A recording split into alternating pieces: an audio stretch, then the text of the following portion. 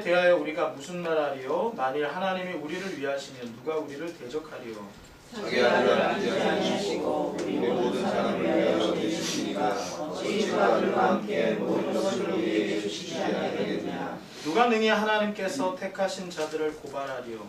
의롭다 하신 이는 하나님이시니 누가 정죄하리요? 죽으실 뿐 아니라 다시 살아나신 이는 그리스도 예수시니 그는 하나님 편에 있으시하여 우리를 위하여 간구하시는 자시니라. 누가 우리를 그리스도의 사랑에서 끊으리요? 환난이나 곤고나 박해나 기근이나 적신이나 위험이나 칼이랴. 기록된바 우리가 종의 주를 위하여 죽임을 당하겠며 또 살아나는 같이 여김을 받았느니라 나락하니라. 그러나 이 모든 일에 우리를 사랑하시는 이로 말미암아 우리가 넉넉히 이기느니라. 내가 확신하노니 사망이나 생명이나 천사들이나 천세자들이나 현재이나 장래이나 인면이나 함께 높음이나 깊음이나 다른 어떤 비전물이라도 우리를 우리 주 그리스도 예수 안에 있는 하나님의 사랑에서 끊을 수 없으리라. 아멘. 할렐루야. 아멘. 찬양할 때 무슨 말을 가장 듣고 싶냐고 해서 저는 무슨 말을 가장 듣고 싶냐. 바로 저는 고민도 없이 나왔거든요. 저는 당신이 최고야. 제 와이프한테 듣고 싶은데 당신이 최고라고 했어요. 당신이 최고야. 그게 제일 요즘은 칭찬을 많이 듣거든요. 제가. 네, 그게 성이 안 차. 그래서 반쪽이한테 듣는 게 제일 좋더라고요. 예, 참고하시고 많이 해주십시오. 자, 가면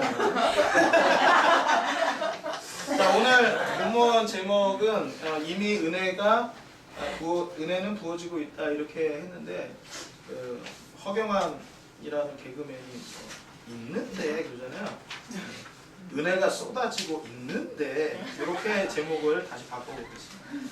자, 오늘 본문에 보니까 몇 가지 명제가 나와요. 진리의 명제가 나오는데 먼저 31절 보시면 읽어봅시다. 시작. 그런즉 이 일에 대하여 우리가 무슨 말하리요? 만일 하나님이 우리를 위하시면 누가 우리를 대적하리요? 아멘. 여기 보면 하나님이 우리를 위하신다 이 말이 하나님이 우리 편이시다 이런 뜻이에요. 그러니까 하나님이 우리 편이 되실 것이다예요. 하나님은 이미 우리 편이 되셨다는 거예요. 그래서 누구도 우리를 대적할 수 없다 그 얘기하고 있습니다. 그 다음에 32절 읽어보세요. 시작. 자기 아들을 아끼지 아니하시고 우리 모든 사람을 위하여 내주시니가 어찌 그 아들과 함께 모든 것을 우리에게 주시지 아니하겠느냐. 아멘. 자, 여기서 아들을 아낌없이 주셨어요. 아들을 아낌없이 주신 분이 그 다른 외에 모든 것을 다 주시지 않겠느냐? 그런 말씀을 하세요. 모든 것을 주신다 이 얘기예요.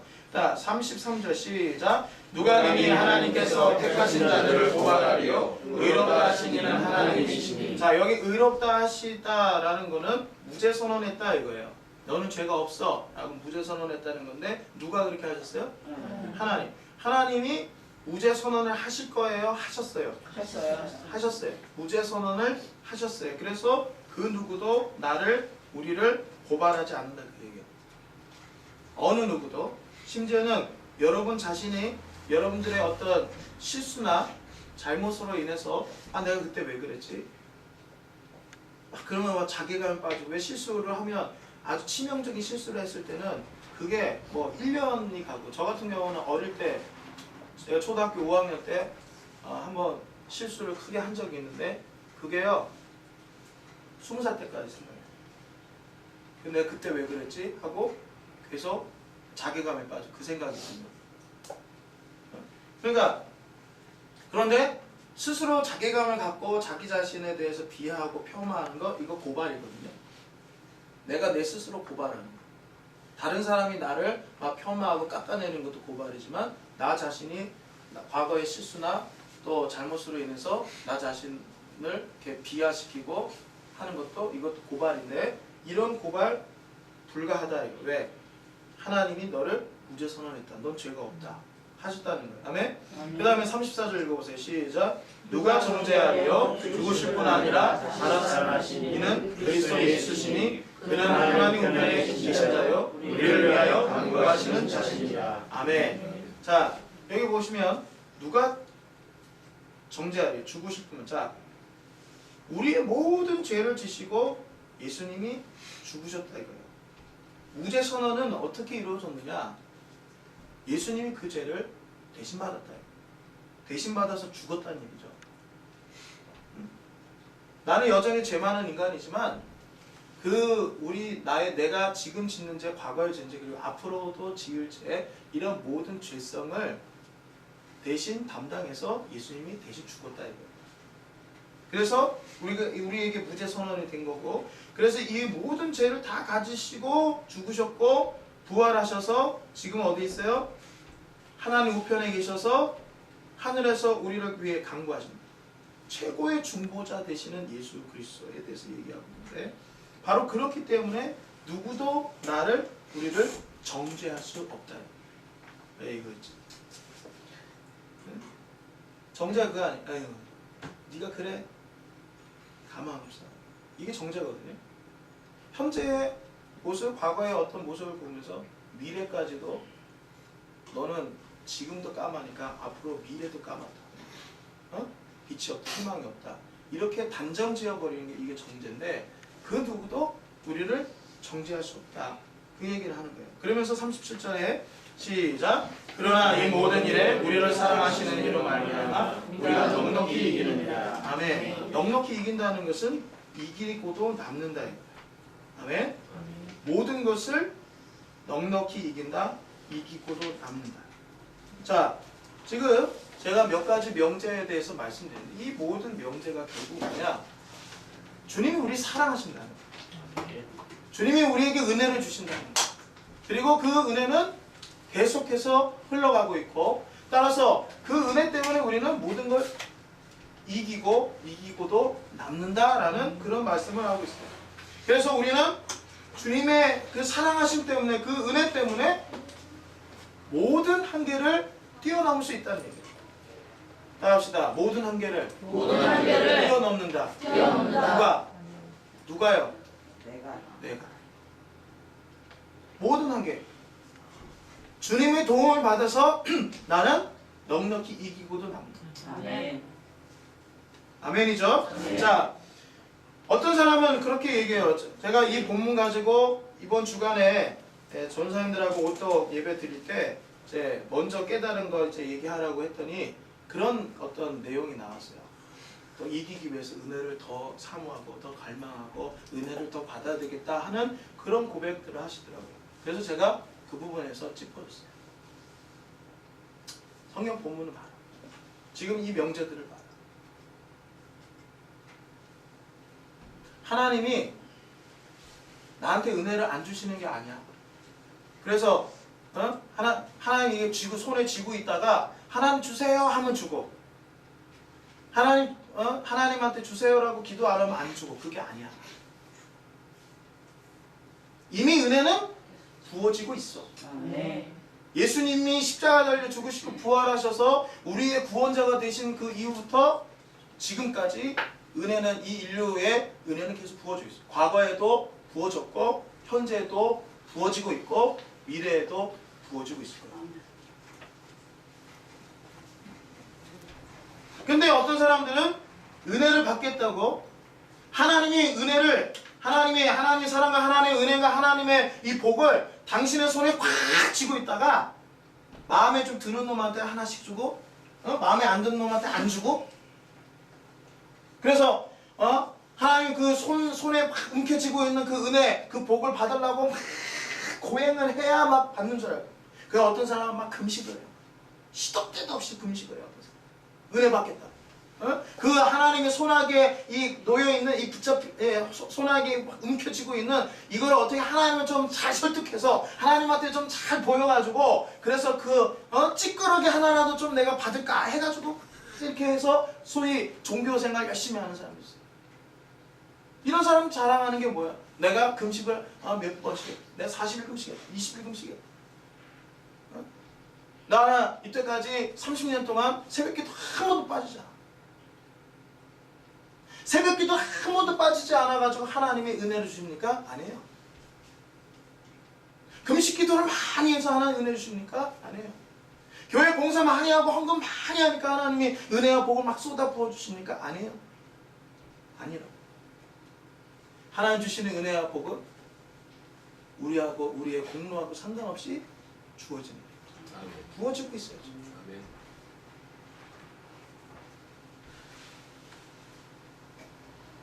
많은 사람들이 착각을 해요. 이미 은혜가 부어졌는데, 이미 은혜가 부어졌고 부어지고 있어요. 상수도원에 물이 가득 차가지고 이 상수원에서 물을 이렇게 가정까지 막 흘려보내죠. 막 물을 흘려보내가지고 지금 이 오떡 안에 있는 저 수도꼭지에도 관에도 지금 관에 물이 꽉 차 있어요. 꼭지만 열면 물이 나와요. 그렇잖아요. 수도꼭지만 열면 되는 것처럼 하나님의 사랑, 하나님의 은혜가 내가 인지하지 못하더라도 이미 내리고 있고 이미 내리고 있었고 지금도 내리고 있고 앞으로도 변함없이 내릴 거란 말이죠. 아멘? 아멘.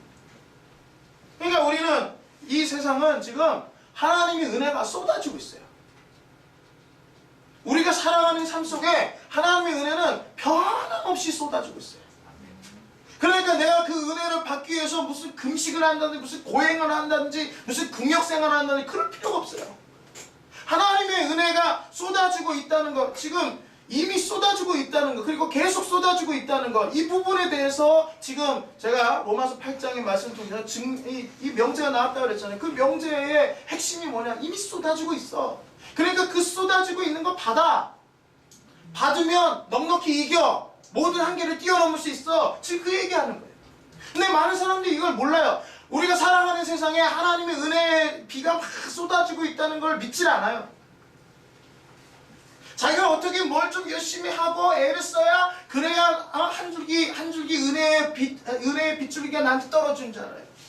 하나님 그렇게 째째한 분은 아니에요. 하나님 그렇게 인색한 분은 아니에요. 하나님이 예수 그리스도를 보낸 그 순간부터 하나님이 세상에 대한 그 생각이 의지가 바뀌셨어요. 하나님이 세상을 이처럼 사랑하셨어요. 독생자를 주셨어요. 할렐루야. 아멘. 또 하나님의 뜻은 심판이 아니에요. 생명의 구원이다. 할렐루야. 하나님이 예수 그리스도를 보내시면서 이미 이 세상에, 이 지구상에, 이 인류상에 하나님 은혜를 계속 쏟아붓는 거예요. 그래서 그 쏟아붓는 한량없으신 하나님의 은혜, 그 은혜를 내 인생의, 내 삶의 영역에 담으면 불가능이 없다. 아멘. 그러니 우리가 여러분 하나님의 말씀을 믿으십시오. 아멘? 아멘. 하나님의 말씀 분명히 쏟아지고 있고 계속 부어지고 있어요. 모든 사람에 넉넉히 충분하게 지금 부어지고 있어요. 그러면 이 진리를 이제 깨달았으면, 말씀을 통해 알려주셨으면 우리 어떻게 하면 됩니까? 나의 삶의 모든 영역에서 뚜껑을 열어야죠. 아멘. 덮개를 걷어야 돼요. 그래야 은혜의 비가 쏟아질 때 은혜의 비를 말미암아 이게, 자 여기 지금 컵이 있잖아요. 여기 물이 막 쏟아지고 있는데 컵을 뚜껑을 닫고 있으면 여기 안에 아무리 비가 많이 쏟아져도 이 안에 물이 들어와야 안 들어와요? 안 들어오죠. 어떻게 해요? 뚜껑을 열어야 돼요. 뚜껑을 열면 채워지는 거예요. 충만하게 채워지는 거예요. 넘치도록 채워지는 거예요. 할렐루야. 네. 뚜껑을 열고 넘치는 하나님의 은혜를 받잖아요. 그러면 그 삶의 영역에, 예를 들어서 이 컵이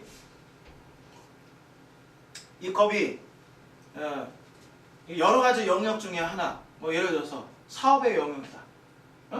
그러면 예를 들어서 이제 정원사님이 택시 영업을 하시는데, 택시 영업이라는 그 영업의 그릇에 뚜껑을 열어놨어요. 그러니까 하나님이 이미 은혜를 쏟아 부어주고 계시니까 뚜껑만 열어놨어. 믿음으로 뚜껑을 열어놨어. 할렐루야. 그랬더니 은혜가 막 쏟아져 넘치잖아요. 그러니까 다른 사람은 안 돼도 정원사님 하는 거 되는 거예요. 왜? 정원사님이 힘으로 하는 게 아니에요. 뚜껑을 열어놔서 뚜껑은 이 택시 영업이라는 그 그릇 안에 하나님의 은혜가 쏟아지니까 하나님 역사가 일어나는 거예요. 하나님 역사가 나타나는 거예요.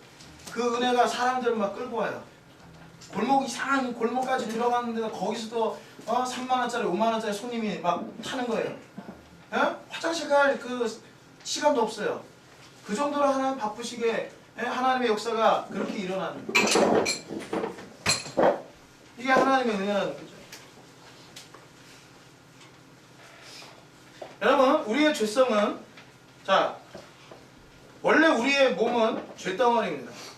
로마서 7장 18절 한번 봅시다.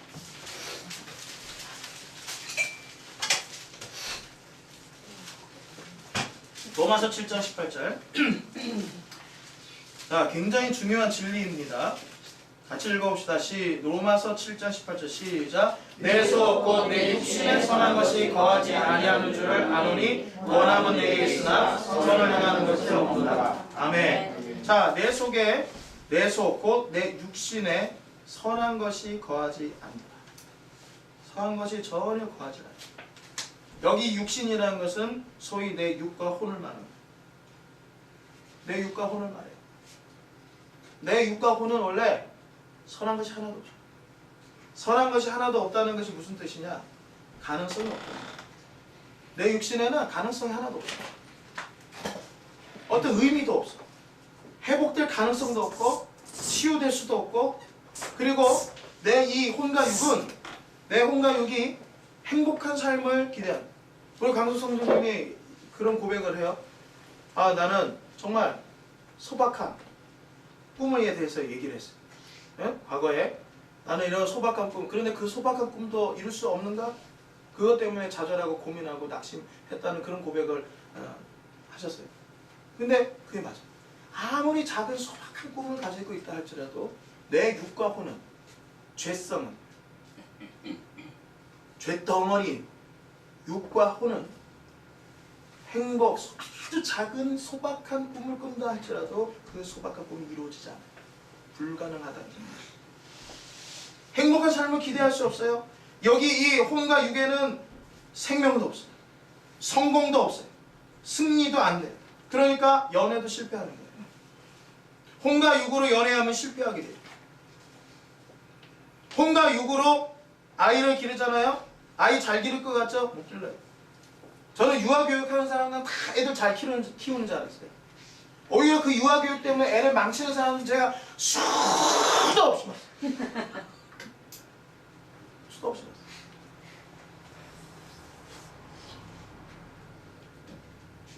머리 좋고 똑똑하다고 해서 타고난 어떤 머리가 이제 공부머리다라고 할지라도 육과 혼만 있으면은 가능성이 없어요. 여러분, 좋은 머리 가지고 소위 국내 최고의 학부를 다닌 사람들이 그래가지고 출세를 해가지고 뭐 합니까? 나라를 살리는 일 합니까? 큰 도둑놈 되잖아요. 큰 도둑놈. 큰 도둑놈. 우리는 진보 진영 있는 사람 선하다고 생각하는 그런 관념. 진보 진영이 그 똑똑한 사람들도 비리 터져가지고 그냥 아주 국민들의 문매를 받으면서 우리 국민들이 얼마나 그때 좌절을 많이 했습니까? 야, 보수보다 진보는 좀 날 줄 알았는데 진보도 저렇게 비윤리적인, 그렇잖아요.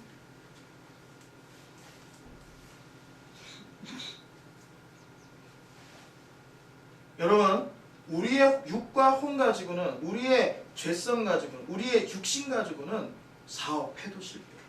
그리고 설령 사업을 해서 돈은 벌 수 있을지 모르지만, 사업해서 돈은 얻을지 모르지만 그 외에 나머지는 잃어버리게 되는 사람들이 있어요. 가장 중요한 걸 잃어버려요. 어떤 사람은 사업 성공하고 자식을 잃어요. 아내를 잃어요.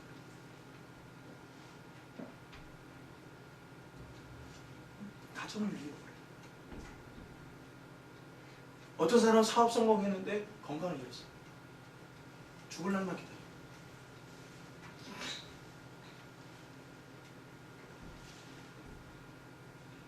우리의 죄성 가지고는, 우리의 육신 가지고는 부부관계도 실패할 수 있고 가정도 실패할 수 있어요. 실패하게 돼요. 왜?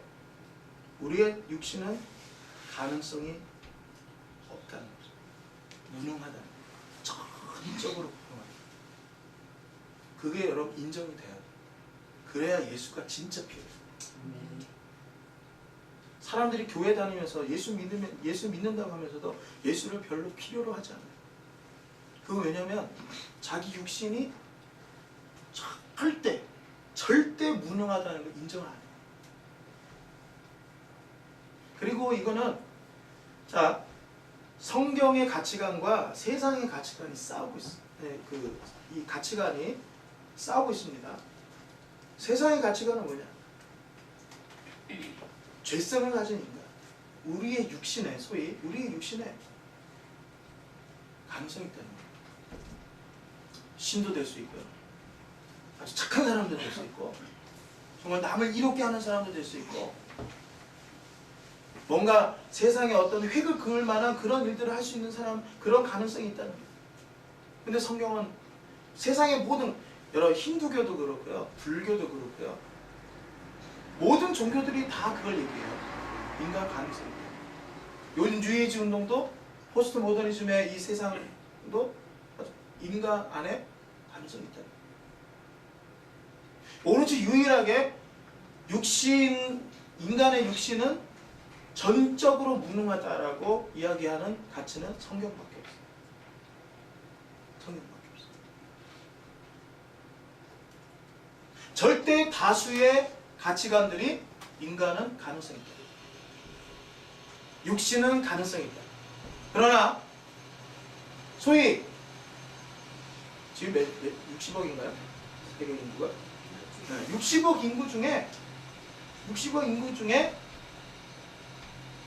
인간의 육신은 전적으로 무능하다.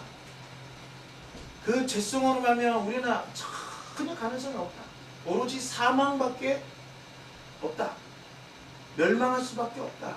라고 외치는 것은 절대 소수인 교회밖에 없어요. 성경. 그런데 안타깝게도 교회 안에도 이런 세속적인 가치관이 들어와서 목사들도 또 성도들도 교인들 가운데서도 자기 죄성에 뭔가 가능성이 있는 줄 알고 인간적인 짱구를 굴려가지고 은혜 없이 소위 내 모든 영역에 뚜껑을 열어서 하나님 나의 삶에 많은 영역들이 있는데 그 모든 영역은 다 나의 육신 때문에 가능성이 없습니다. 그러니 제가 이 모든 영역에 뚜껑을 열겠습니다. 십자가의 은혜, 하나님 부어주실 지금도 내리고 있는 그 은혜를 받기 위해서 제 뚜껑을 열겠습니다. 이렇게 하면서 전적으로 하나님의 은혜를 갈망하고 가는 사람은 별로 없어요. 뚜껑을 닫아버리고 그냥 자기가 가지고 있는 어떤 재능, 남들보다 좀 많이 가지고 있다는 어떤 재능이나 기질이나 달란트나 이런 거 가지고 열심히 하면 된다고 그렇게. 교회 안에도 지금 그런 아주 잘못된 세속적인 가치관입니다. 그런데 성경은 이야기합니다. 우리는 절대 우리 육신은 전적으로 무능. 우리 육신의 결과는 사망밖에 없어요. 다시 한번 우리가 확인해 봤습니다. 로마서 3장.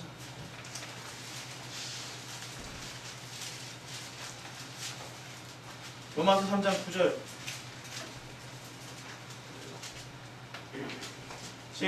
자, 읽어봅시다. 시작. 그러면 어떠하냐? 우리는 다 나으냐? 결코 아니라. 유대인이나 헬라인이나 다 죄 아래 있다고 우리가 이미 선언하였느니라. 기록된 바 의인은 하나도 없나니 하나도 없으며 깨닫는 자도 없고 하나님을 찾는 자도 없고 다 치우쳐 함께 무익하게 되고 선을 행하는 자는 없나니 하나도 없도다. 그들의 목구멍은 열린 무덤이요 그 혀로는 속임을 일삼으며 그 입술에는 독사의 독이 있고 그 입에는 저주와 악독이 가득하고 그 말은 피 흘림내 빠른지라. 파멸과 고생이 그 길에 있어 평강의 길을 알지 못하였고 그들 앞에 눈앞에 하나님을 두려워함이 없느니라 함과 같으니라. 아멘. 이게 바로 육신의 사람들이 행하는 행태들이고 이런 결과밖에 없다는 거예요.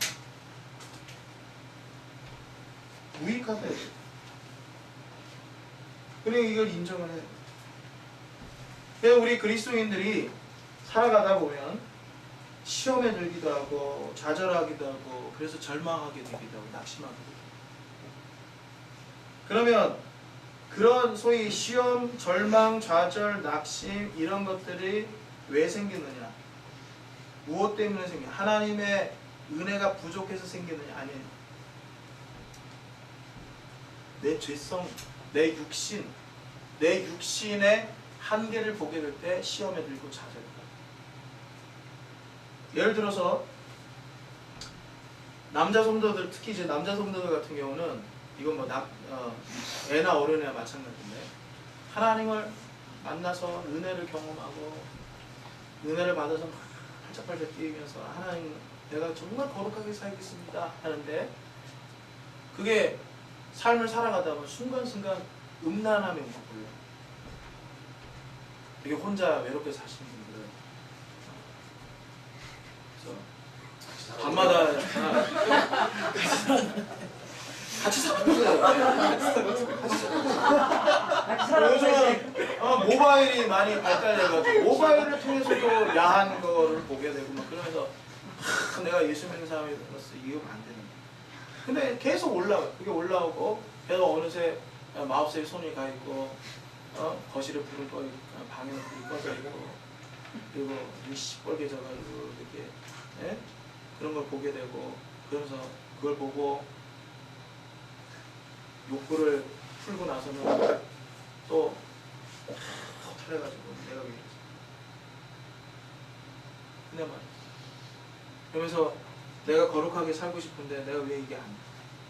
그러면서 막 답답해하고 그것 때문에 그게 죄스러워. 예배 때 또 뭐 특히 교사하신 분들 아이들 만날 때 이 아이들한테 내가 이렇게 더러운 놈이 어떻게 가르칠 수 있을까? 하나님에 대해서 어떤 순전한 그런 마음들, 소위 선한 양심을 갖고 있는 사람들은 그것 때문에 고민합니다. 그러면서 이제 시험에 들기도 하고 좌절하고 그래요. 근데요, 저도 그래요. 저도 똑같은 남자거든요. 그러니까 나도 이런 것 때문에 괴로워했어요. 근데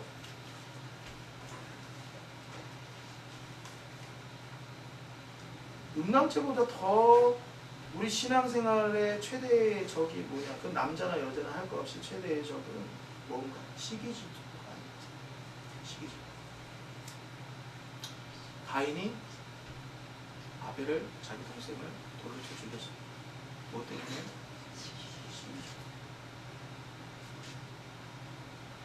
시기질투가 큰이 없어.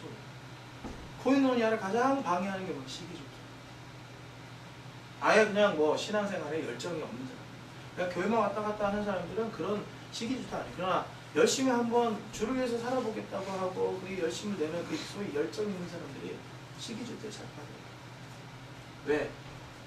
열정이라는 말이 젤로스라는 단어인데 그 젤로스라는 단어는 열정, 정열 그런 뜻도 있지만 시기, 질투도 있고 열정이 지나쳐서 과하게 되면 시기질투의 죄를 범하게 된다. 열정은 좋은 겁니다. 그게 지나쳐. 그게 자 그러니까 이런 시기질투로 인해서 무너집니다. 본인도 무너지지만 시기질투로 막 해가지고 아웅다웅하는 모습을 볼 때 지도자의 마음도 무너집니다. 또 누군가는 상처를 그렇게 되는 거거든요. 그런 그 소위 죄성 때문에 그게 근데 그 시기질투는 어디서 나오는 여러분 은혜 속에서 살아가게 되면 열정에서 시기질투를 발전해요. 근데 어떻게 하다가 보면 소위 그 영역에 있어서 내가 열정을 품고 나아가는 그 영역에서 어느 순간 뚜껑을 닫아버려요. 나도 모르는 사이에 뚜껑을 닫아버려요. 그러면 뭐가 그 열정이 뭘로 바뀌느냐? 시기질투로 바뀌어요. 뚜껑을 열면 뭐가 돼요? 열정이 돼요. 그래서 정말 복음에 미친 자로서 미친 연륜들로 하나님의 아름다운 일들을 이루어가죠. 그러나 그러나 어느 순간에 나도 모르는 사이에 뚜껑이 닫혀요.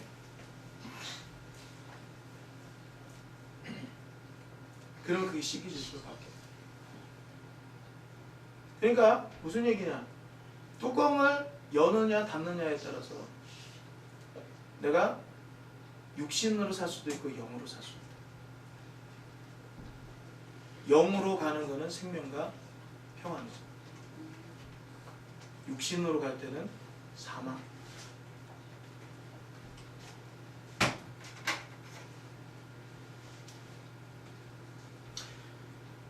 저는 제가 이때까지 목회하면서 저 자신을 돌아봤을 때 목회에 대한 부분이나 사역에 대한 부분, 집회에 대한 부분 이런 여러 가지 부분에 대해서는 정말 하나님 은혜를 받고 있습니다.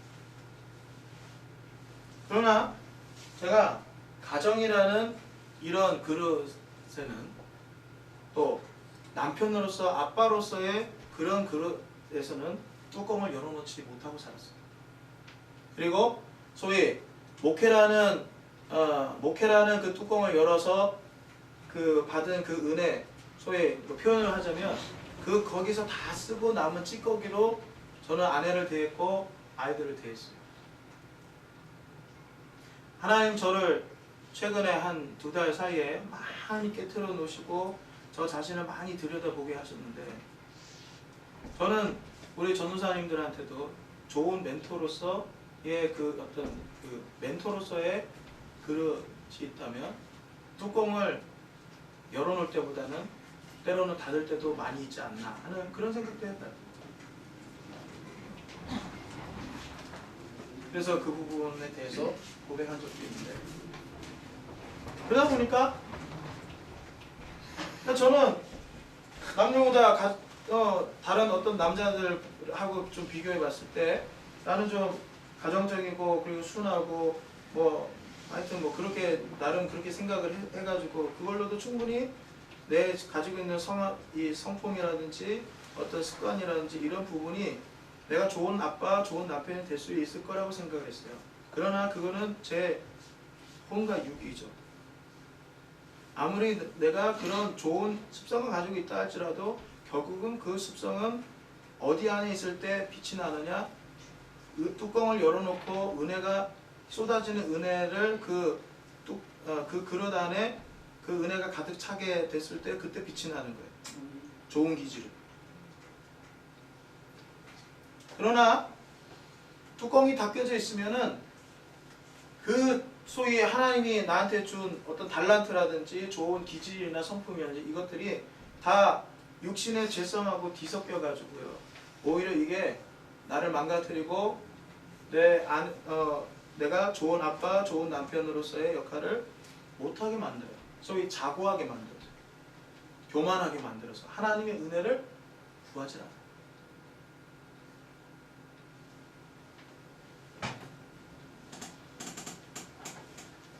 여러분 우리의 육신은 은혜를 맞아야 가능성이 생겨요.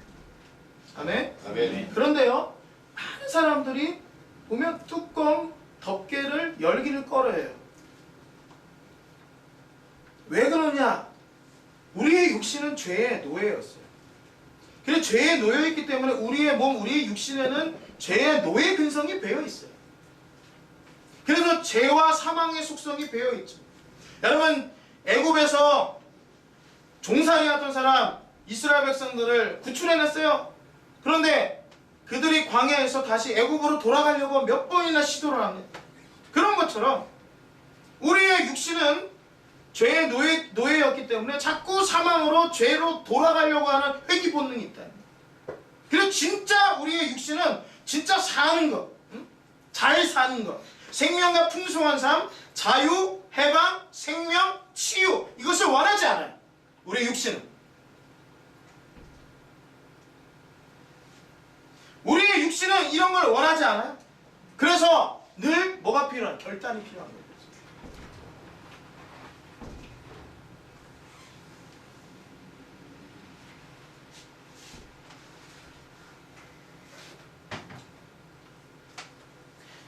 내 육신으로 가면 이거는 정말 가장 깨질 수밖에 없어요. 예를 들어서 가정이 깨질 수밖에 없는데 그럼 이 부분에 이 가정에 대한 부분에 가정이라는 그릇에 뚜껑을 열어놔야 될 거 아니에요. 하나님 앞에 은혜가 쏟아지는 부분에 안에서 열어놔야 될 거 아니에요. 그런데 열기를 거절해요. 열기를 거부합니다. 사람들이. 왜 거부합니까? 우리의 육신이 온전한 가정, 아름다운 가정, 하나님 기뻐하시는 가정 원하지 않아요. 우리의 육신은 뭐만 원하느냐? 가정이 파괴되고 우리가 망하는 걸 원해요. 그래서 그걸로 인해서 자식들이 엄마 없이 아빠 없이 온전한 가정에서 살지 못하도록 해가지고 그래서 이게 되게끔 그래서 그것이 대물림 되게끔 그걸 원해요. 우리의 육신은. 우리의 의지는 우리의 생각은 나는 그런 거 원하지 않아요. 하지만 우리의 육신에 속한 혼과 육은 계속 그걸 원해요. 이거는 죄의 속성이고 그리고 죄의 회귀 본능이기 때문에 이거는 우리가 불가능해요. 이걸 막는 건 불가능해요. 오로지 막는 거는 내가 그 가정이라는 영역의 뚜껑을 열어놔야 돼요. 하나님의 은혜 앞에 열어놔야 돼요. 뚜껑을 열어야 돼요. 뚜껑을 열 때 사는 그게 우리가 사는 길이고 회복되는 길이란 말이죠.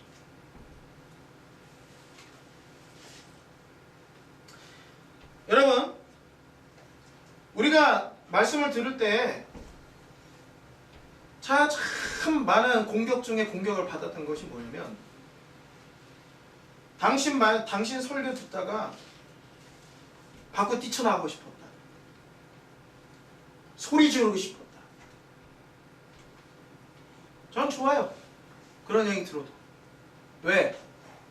왜냐하면 하나님의 생명의 말씀은 두 가지 반응이 항상 말씀을 듣고 찔림을 받고 거기에 회개를 해서 변화되든지 생명의 길로 가든지 아니면 말씀을 듣고 찔림을 받아서 오히려 거부하고 반대하는 항상 두 가지 반응이 있고 베드로의 설교를 듣고 어떤 사람은 찔림 받아서 회개했고 똑같은 베드로의 설교를 듣고 어떤 이들은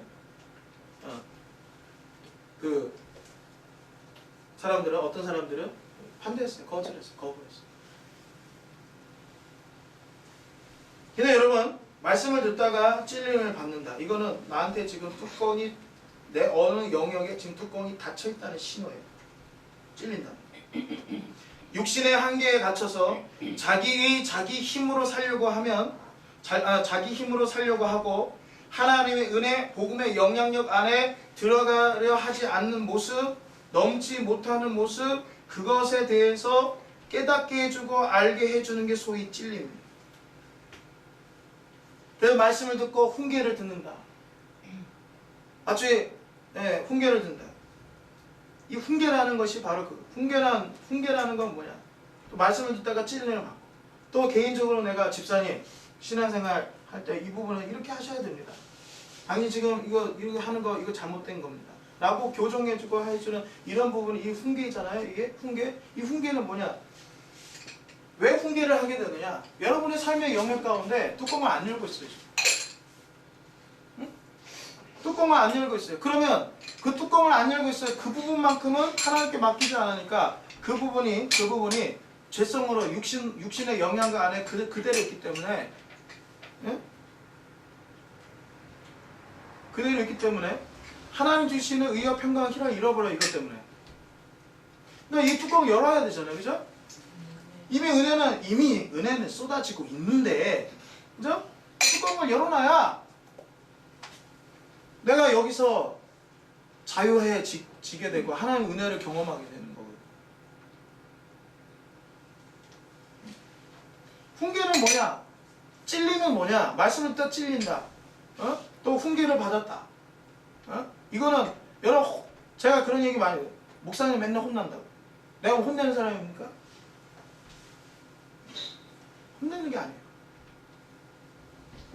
뚜껑 열라는 거죠.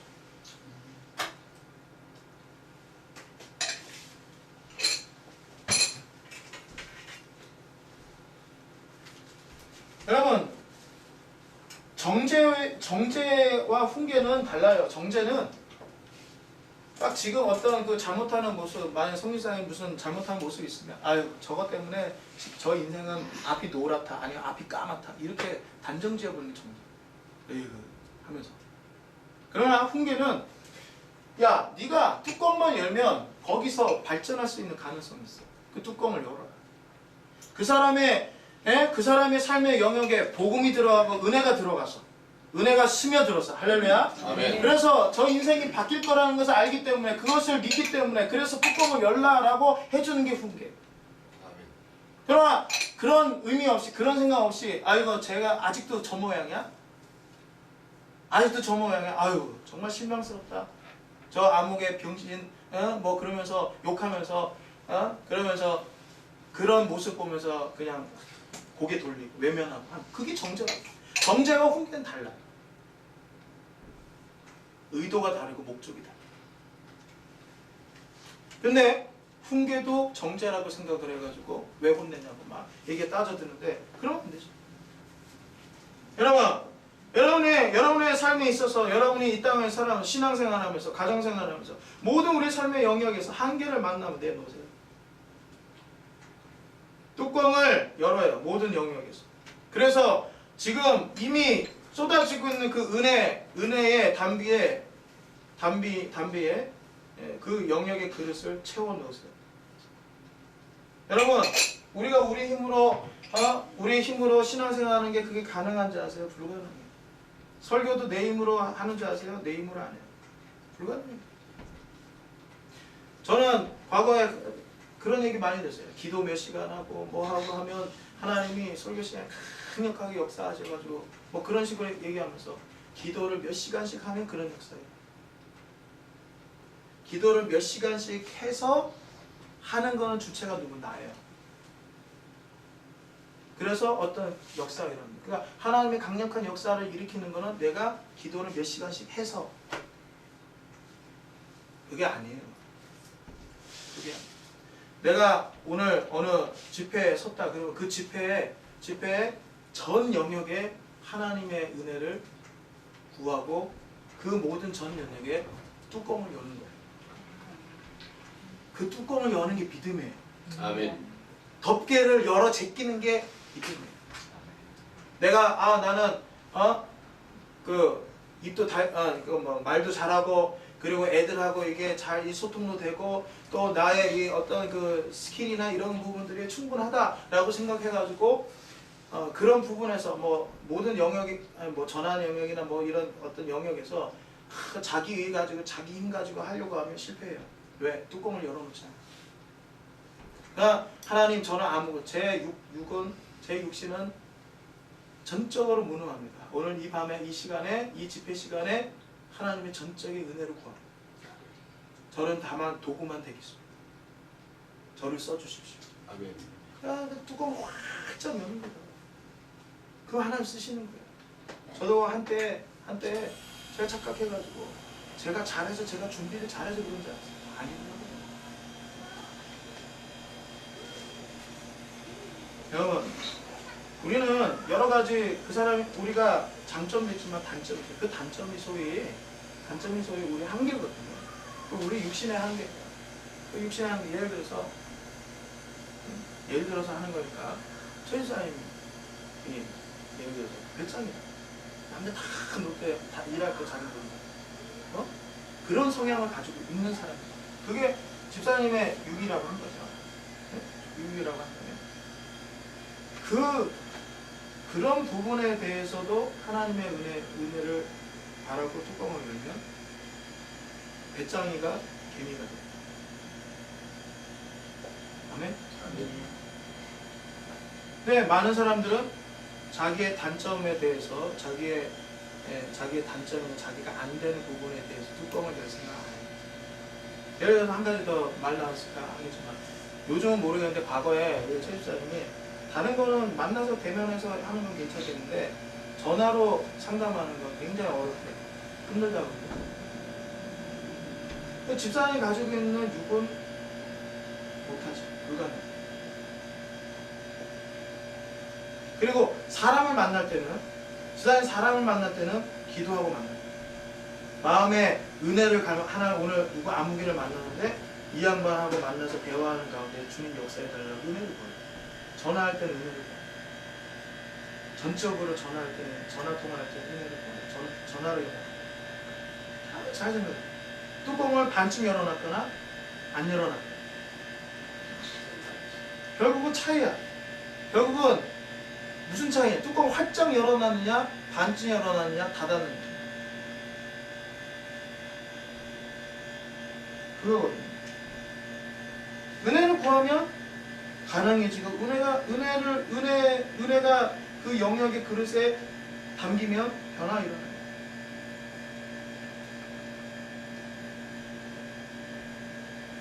그래 봉사할 때도 헌신할 때도 또 누군가 정말 사랑이 정말 많이 필요한 사람 있잖아요.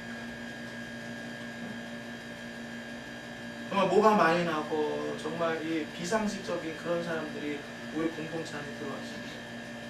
품기 참 어렵거든요. 그런 날. 그 품기 어려운 거는 뭐예요? 내 욕심이에요. 그럼 하나님 품지 못하게 쟤는 도대체 왜 저렇게 안 변해? 어우 답답해. 좀 미치겠어. 저거 우리 교회 나온 지 몇 년에 아직도 저 모양이야. 그렇게 아니다. 저 사람을 품을 수 있는 품어야 되겠다는 그 품음의 영역 그릇에 뚜껑을 열란 말이에요. 품어지. 뚜껑을 연다는 거는 하나님 저 사람 품을 수 있는 은혜를 주십시오. 이미 주님은 은혜를 부어주고 계시는데 제가 그 뚜껑을 열겠습니다. 뚜껑을 활짝 열게 해주세요. 제가 뚜껑을 열어보도록 결단하겠습니다. 뚜껑을 열겠습니다. 주님 역사해주세요. 해주세요. 함께 해주세요. 그러면 오늘 그 순간부터 은혜가 막 채워지면서 품을 수 없는 사람이 품을 수 없는 벅차던 공사가 기쁨으로 간다. 보면 뚜껑을 안 열어서 문제가 돼요. 뚜껑을 열면 문제가 안 돼요.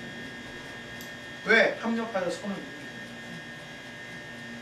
항상 자기 힘으로 하려고 하고 자기 의로 하고 뚜껑을 열지 않아서 문제가 생기는 거죠.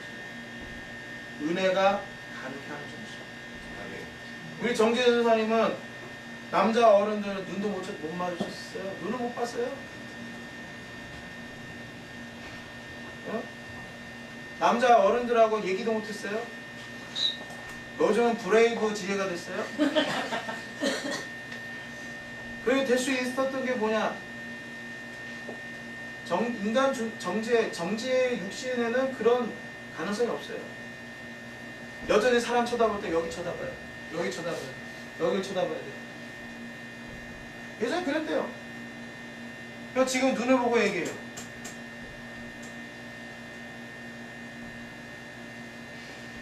사람도 먼저 고백했어요. 어느 남자한테. 우리가 아는 정지혜가 아니에요. 은혜의 정지혜예요.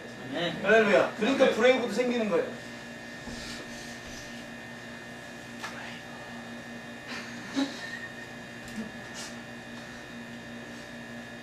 저는 며칠 전에 어젠가요? 그젠가? 오똑에서 저기 냄비를 이제 집에 갖고 왔다가 그거 갖고 나온다는데 갖고 나온다고 해놓고 여긴 들렸는데 보니까 냄비를 안 들고 나왔어요. 또 어제 우리 딸내미 가방 하나 사준다고 샀는데 사고 나서 집에 와서 제가 꼼꼼하게 다 확인해봤거든요. 지퍼는 잘 열리는 이렇게 확인해보고 집에 왔는데 우리 딸내미가 이 자물쇠가 있어서 그거 하면 안 되는 거야? 안 열리는 거야? 그래가지고 다시 갔잖아요. 다시 가서 다시 받고 왔는데 제가 거기서 제가 가방 사러 갈 때 은혜를 안 먹었어요.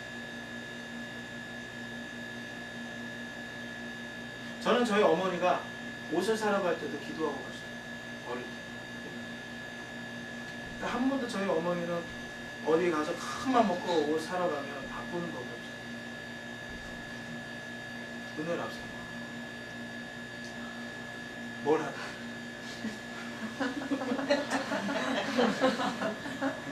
옷을 사러 가든 뭘 하든 사람을 만나러 가든 무엇을 하든지 간에 항상 기도 먼저 하고 은혜를 구하고 그리고 가니까 빠꾸가 없어. 그리고 당신한테 당신이 생각했던 적정 수준의 가격에 정말 자기한테 가장 잘 어울리는 옷을 사게 돼.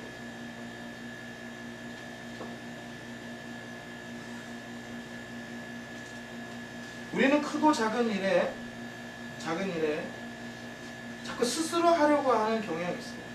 뚜껑을 열지 않고 그냥 자기네 육신에 따라서 그냥 스스로 하려고 하는 경향이 있어요. 그리고 소위 남들보다 내가 좀 착하다라고 생각하고 나한테 어떤 재능이 있다라고 생각하는 사람은 특히 그 재능 때문에라도 그 좋은 성품 기질 때문이라도 더더욱 자기 힘 가지고 하려는 경향이 있어요. 뚜껑을 열려 하지 않아요. 아까도 말씀드렸지만 뚜껑을 열지 않은 채 가버린 그 좋은 것도 그 좋은 기질도 결국 사망하고 죄하고 죄성하고 섞여가지고 이상한 결과가 나타나요. 그걸 아셔야 돼요. 그냥 열고 그러니까 스스로 그러니까 우리가 육과 혼으로 소위 영이 아니라 은혜가 아니라 육과 혼으로 하니까 좌절이 오고 시험이 들고 넘어지게 되고 화가 나고 짜증이 나서 그렇게 되는 거예요. 근데 우리가 모든 영역에 플로잉샵 준비할 때 천막 걸 때 이런 모든 걸 할 때 몸으로 움직이는 건데 힘세다고 다 그게 되느냐. 나라를 세울 그런 큰 어깨를 가지고 있다 할지라도 하다 보면 짜증나고 하다 보면 막 녹에서 입에서 막 18소리가 나오고 괜히 그냥 짜증이 날 때가 있거든. 화가 날 때가 있어. 그게 뭐야? 죄성 가지고 하기 때문에 육신 가지고 하기 때문에 내가 오늘 하루에 어떤 사역을 할 때 내가 어떤 직장에서 일을 할 때 지금 광명 성도님 직장 좋은 어제 얘기 들어보니까 참 좋은 직장이고 괜찮은 직장이고 좋은 직장이고 괜찮은 직장이라 할지라도 육신으로 굴러가는 직장 생활은 문제가 생기게 돼 있어요. 뚜껑을 열어야죠. 내가 광명 성도님 그 회사에 가서 뚜껑을 연 상태에서 직장 생활을 하면서 뚜껑을 연 상태에서 하면 하나님 역사가 일어나서 그 기업이 믿음의 기업이 되고 소위 일터 교회가 되는 거예요. 그게 되는 거예요.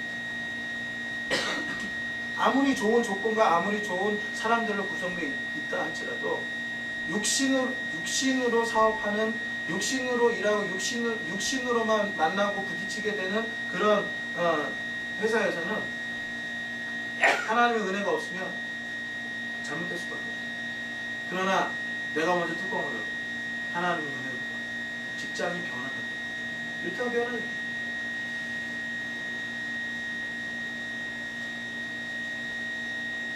우리가 시험에 들기도 하고 넘어지기도 상처도 받고 하는 이 모든 것들이 실은 뭐 때문에 육으로 하기 때문이죠. 자기 힘, 자기 의로 하려고 해서 뚜껑을 열고 하나님의 은혜를 받아서 은혜 속에서 이걸 감당을 해야 되는데 은혜가 떨어지니까 은혜가 계속 비는 계속 내리고 있는데 뚜껑 닫아놓으니까 이게 들어가야 안 들어가죠. 안 들어가니까 그 남은 찌끄러기 몇 방울의 그 은혜 가지고 하다 보니까 금방 고갈돼가지고 힘 빠지고 뭐 나오고 주둥이 나오고 썰어 세 접시 나오고 이렇게 되는 거예요. 우리가 은혜로 하면 하나님 주신 의와 평강이나 이것이 하나님 나라의 본질이에요. 의와 평강, 성령 안에서 의와 평강과 희락. 이 의와 평강과 희락, 은혜로 하면 의와 평강과 희락이 내 삶에서 끊이지가 않아요. 떨어지지 않는다는 거예요. 그래서 끊임없이 웃게 되고 끊임없이 행복할 수 있어요. 바로 이런 사람이 어떤 사람이 항시 자기의 삶의 모든 영역에 뚜껑을 열고 있는 거예요. 예전에 볼링을 치러 갔어요. 네? 신나고 재밌게 볼링 치자고 하는 거 아니에요. 근데 나는 볼링 잘 못하는데 나 운동 잘 못하는데 아니 뭐 운동 뭐 에버러지 뭐 그럼 점수가 지금 애벌레가 뭐 몇 개가 나오는데 그게 뭐가 중요해요. 200개가 나오든 100개가 나오든 또랑으로 떨어지고 그냥 단합을 목적으로 해서 가는데 하다 보면 실수해서 또랑에도 떨어지고 공이 뒤로 날아가기도 하고 그러면 그거로 막 웃으면서 은혜로 하면 막 그게 웃으면서 서로 웃고 그러면서 이게 될 수가 있는 거예요. 네? 자기 육신 가지고 하니까 갑자기 얼굴이 우그락부그락해 하면서 분위기 싸게 만들고 왜 그래? 육신 때문에 취미생활을 하나 하더라도 뚜껑을 열고 해야 돼. 아멘? 아멘 정민 전사님? 도선도가 아멘? 기타를 치더라도 뚜껑을 열고 기타를 치는 거하고 뚜껑을 닫고 제가요 베이스 좀 한때 좀 쳤거든요. 뚜껑을 열고 베이스를 칠 때는 날아다니는데 뚜껑을 안 열고 그냥 잔재주 가지고 이렇게 치면은 꼭 방해가 돼요. 내가 스스로 느끼는 내가 방해가 되는 거, 베이스가 방해가 되는 거야. 그런 생각이 들더라고요. 내가 이따가 현우한테도 얘기해주고 현우는 참 많은 재능, 우리 아이들도 참 많은 재능 가지고 있는 아이들이 있는데 그 재능이 그 재능이 있다 이제 그 뚜껑을 열어놓을 때 그 재능의 걔가 가지고 있는 재능에서 또 폭발적인 어떤 생명의 역사, 승리 역사, 성공 역사에 일어나요. 아멘. 근데 그 뚜껑을 열지 않으면 그 음악과 그 재능 가지고 사람 죽이는 음악만 사람 죽이는 음악, 자살하게 만드는 음악 그런 거 많거든요 요즘. 그죠? 사람의 영혼을 막 파괴하는 그런 음악 이런 거 만들어 그런 문화를 만들어. 오늘 말씀을 잘 여러분 마음에 새기고 내가 찔림이 있고 또 아니면 시험거리나 낙심거리나 좌절거리 뭐 이런 것들 생깁니다. 내가 아직 열어놓지 않은 뚜껑 내가 아직 다 완전히 걷어놓지 않은 그런 덮개가 있다. 그걸 깨달으시고 얼른 그 덮개를 완전히 다 벗겨 뚜껑을 확장 열어. 이미 은혜는 부어지고 있는데 거기에다가 내놔서 항상 충만 아멘? 아멘. 그러한 여러분 되시길 주님을 축복합니다. 아멘. 오늘 말씀 붙잡고 다 같이 기도하겠습니다. 찬양 아까 마지막 불렀던 찬양 부르고 주 없이 살 수 없네 정말 주님의 은혜 없이 살 수 없음을 다시 한번 고백합니다.